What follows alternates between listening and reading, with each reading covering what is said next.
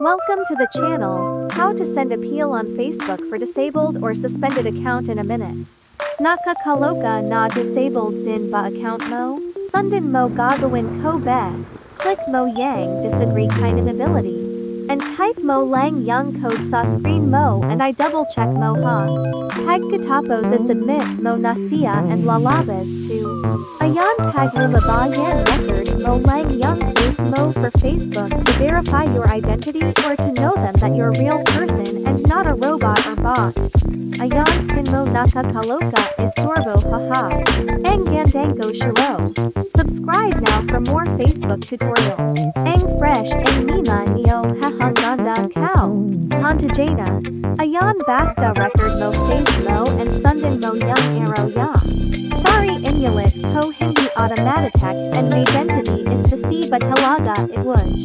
Ayan I submit neo nalang ben and ang process is just take a day means 24 hours siya and pag nalaman nila na real person tapaga yung gumagamit and hindi bot or robot mo retrieve mo at mo. For more tutorials subscribe now love you thanks.